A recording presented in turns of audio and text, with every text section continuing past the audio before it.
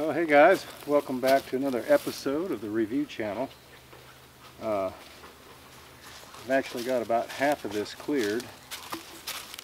I've been working on it a couple of days, and I got from pretty much behind the sawmill cleared out all the way over to the driveway, so it's a pretty clean shot. What I'm doing is I'm removing all of the underbrush because a lot of the dirt is going to be taken from up top and filled in here to kind of level it out. So I couldn't really leave anything standing. There was a couple I wanted to leave, but it's not going to be possible if we take that dirt out. So what I'm going to try to do is save quite a bit of topsoil that I can use up around the cabin, and then I'll have the other piled up so that once I get the buildings done, I can go around the buildings down here, and then of course this end is reserved for my hugelkultur. But I'm piling all this up instead of shredding it because I'm going to use it for my hugelkultur. I'm going to let it lay over the winter. You know, a lot of the leaves will die. There's a bunch of rotten stuff mixed in with some of the green stuff, but once I put it in the beds, as long as I don't put too much green stuff, it will decay as well at some point, and the nutrients, you know, will feed that bed so that the plants will grow a whole lot better. So a lot of the logs that are laying on the bottom that have been stacked a couple of years, I'll use those for potato beds down here, probably on the very back side. And what I'll do is I'll separate them about 2 feet, use some of the topsoil and get some potting soil, you know, kind of mix that in, and that way I can grow some potatoes next year. And but yeah, I mean, it's looking really good.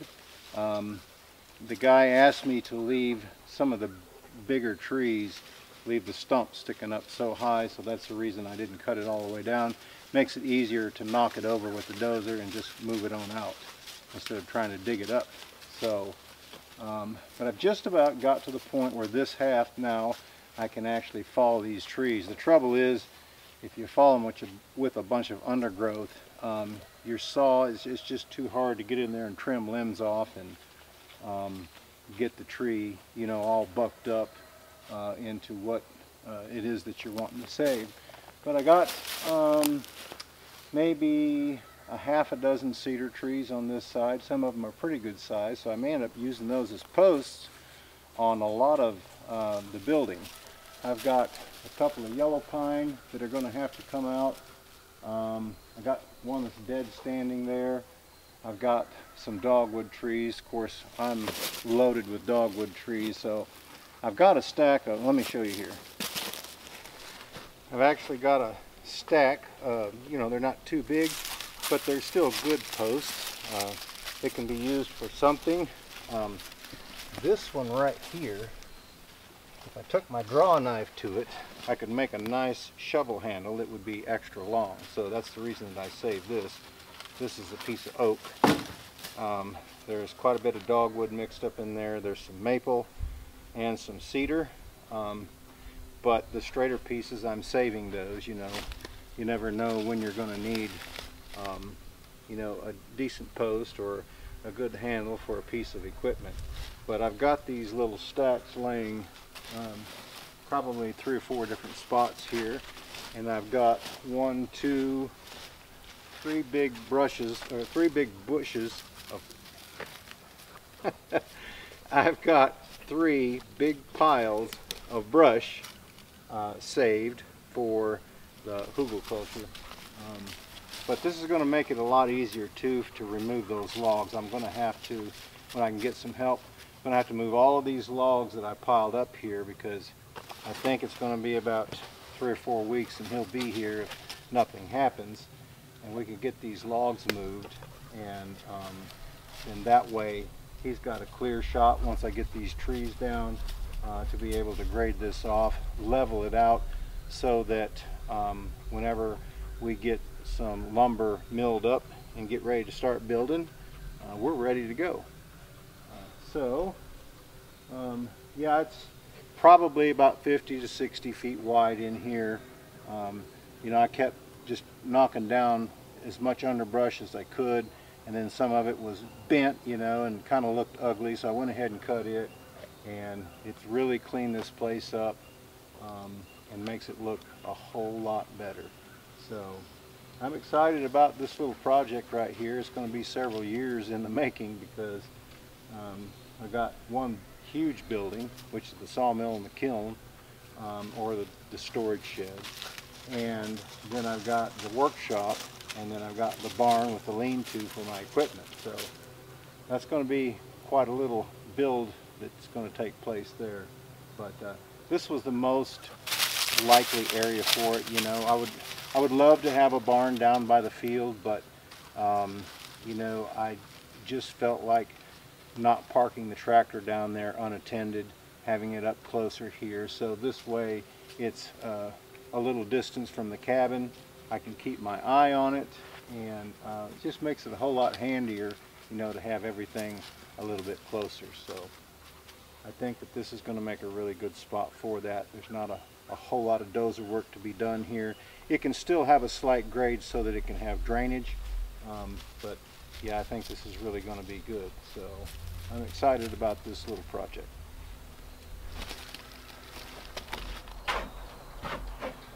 One of the questions that I've got been asked several times actually is, what type of wood are the posts for this cabin front porch? Well, they're pine, yellow pine actually. I used yellow pine on the siding, and I used yellow pine pretty much everywhere else, with the exception of the poplar that I made the timber frame structure with. So I wanted it all to blend in actually, so I went ahead and used yellow pine. The only thing that I changed was the handrail on the steps. So I'll show you that. I decided to go ahead and build this handrail out of cedar, because I actually had a cedar that over there where I've been working that needed to be removed, and it had a section about 12 foot long, and then it curved, so it looked bad anyway. So I went ahead and took it and cut that section and cut it in half, so I had two 6-foot posts, and of course I went 16 inches in the ground, and then cemented that in there. But then I left it up so that I could cut it off when I determined how high I wanted to put my handrail. But I had another section that I was able to saw out that I actually put it on the sawmill, split it in half, and actually made both of the actual handrails. And then I've got 5-inch screws in here, and I'm going to tell you what, this thing, it is tight. I'm waiting for it to dry, because it was green when I cut it. So once it dries up some, I'll go ahead and burn it, and then I'll put some oil on it. But I figured that this cedar would weather a whole lot better out here on the outside of the eave, that you know, that the pine may not. And since it was green and didn't have a chance to rot, I did burn the bottom of it. You've probably seen that on the video. Stuck that in there, so when I burn the rest of it, then I believe that it'll last a whole lot longer than the pine would. But anyway, I think it made a really nice handrail. I did notch it in up there at the top, and when I get ready to do the handrail up on the deck part all the way around, I will don't quite know if I'm going to notch those in the middle or notch them from the side. We'll just have to see, because the porch doesn't actually come all the way over. It comes about right in here like this, and so the handrail probably needs to be set back some, so probably be on the inside right here going down. But anyway, yeah, this made a really nice handrail. So if you were one of the ones that asked that question, everything else has been made out of yellow pine, like I said, with the exception of the post and the beam on the structure. They were made out of poplar. Another question that I get is, why do you burn the wood? And I know that that's coming from new people that sign on, because if you've been around any length of time, you've watched me pretty much burn everything. It gives the wood more longevity, and it kind of seals it up some. It burns the outer chaff off and makes it a little bit more waterproof and, like I say, longer lasting. And it also, I think the wood is a lot prettier because it, especially the pine. Now the poplar burns black, but the pine, it brings out the grain. And actually the cedar does burn quite decent too, and makes a very pretty finish on it. So I wished I could have used the underside because it's all red with the exception of a little bit on each side, which is the outer layer, and it's kind of a cream or white color, but it wouldn't have served well to have the flat side up. You want something that basically fits your hand more. Now this is quite wide, but when you go up you basically can grab the outside right here, so that makes it nice. And then when you're coming down, you know, you've got your whole hand here supporting your weight when you're coming down. So yeah, it made a really nice handrail. You know, I've also got somebody coming this weekend to actually look at this tiny home, or tiny cabin or shed or whatever you want to call it.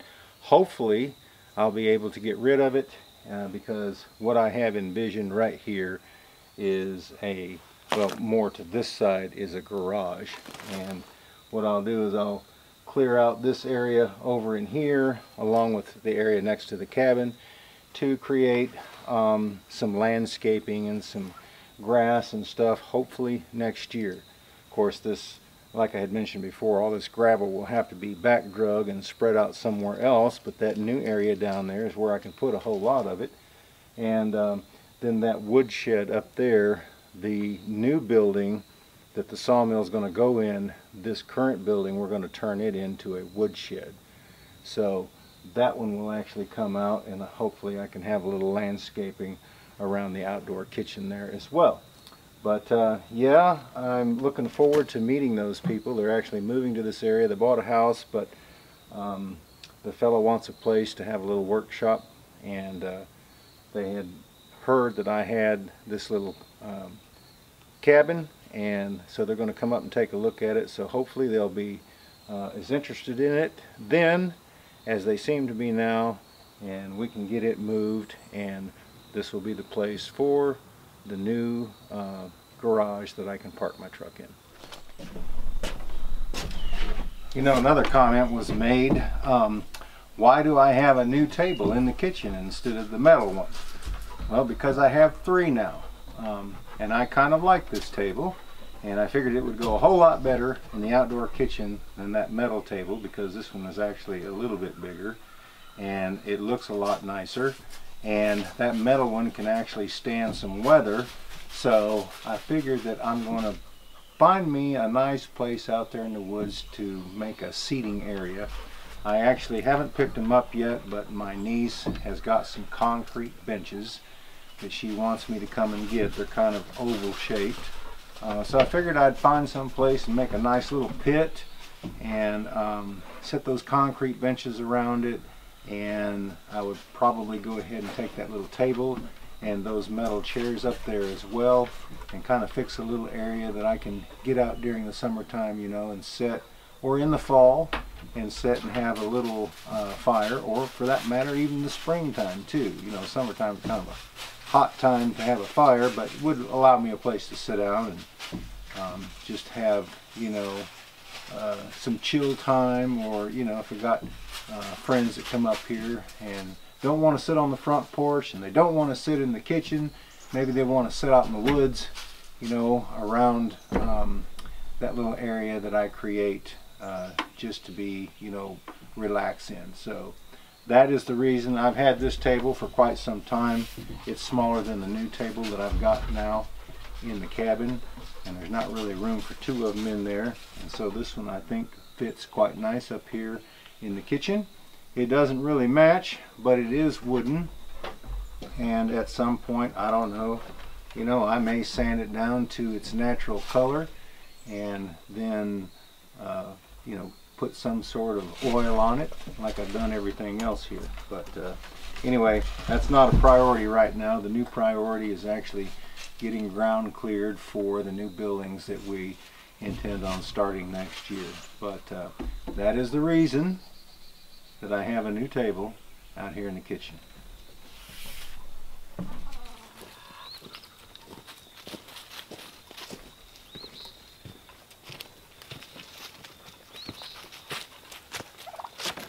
Well, I guess you guys can see that I've got more chickens. I had a good friend actually give me some, and I've actually had 3 eggs that have been laid, and I'm hoping that when I ordered a new solar light to go in the chicken house. I'm hoping that when I get that they will want to start laying more. So anyway, I figured I had some tomatoes that were going bad. I would give them these tomatoes. I'm also going to check it out and see if they like oranges.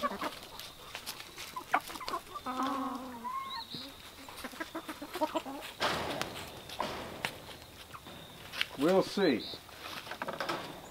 Let's just peel one. See if they like these. They're starting to get a little on the bad side too.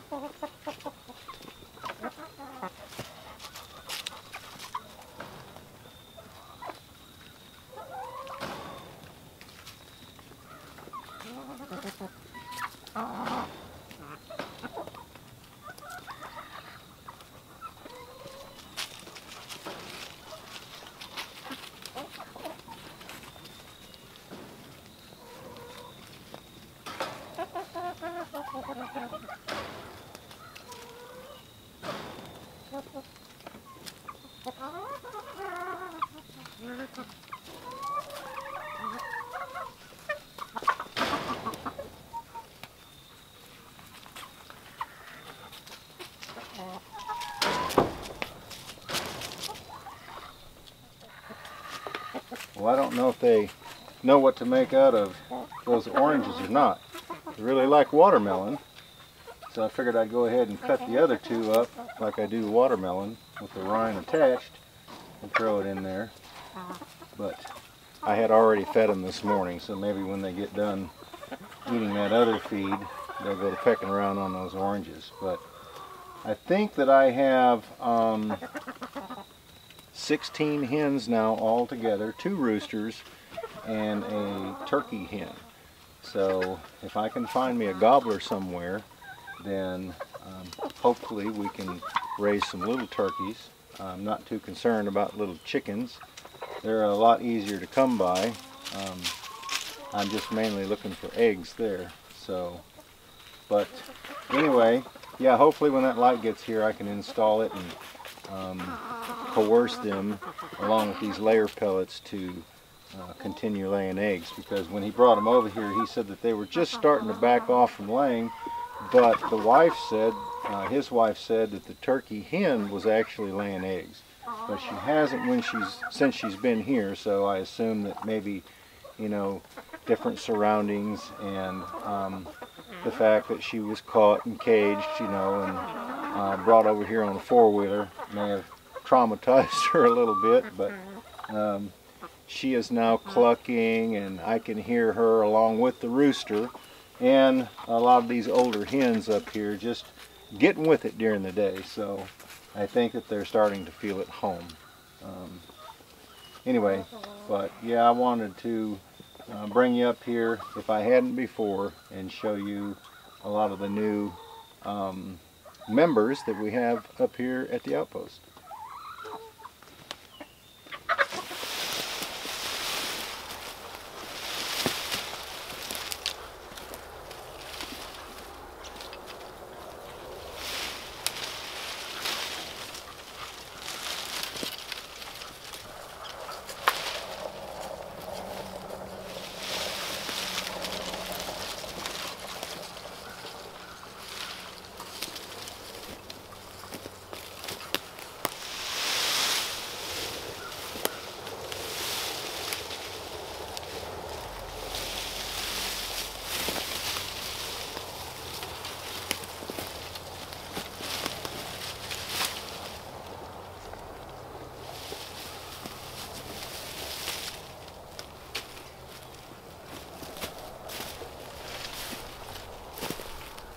Well guys, I'm gonna have to get back to work. I really appreciate you stopping by and visiting with me up here at the cabin while I'm trying to improve the homestead. If you're new to this channel, be sure and go and check out our other channel, Smoky Mountain Outpost. It's where we do all the work. This is a more behind the scenes vlog on what's happening up here. Also, we do giveaways on both channels, so be sure and go to our website, SmokyMountainOutpost.com. Check that out. You can find all the details there. Anyway, guys, I certainly appreciate you stopping by. My son, my daughter, and I, we thank you so much for sharing both of our channels, actually, with your family, friends, and neighbors. We hope that you have a great afternoon. You all take care, and we look forward to seeing you back up here at the cabin again next time.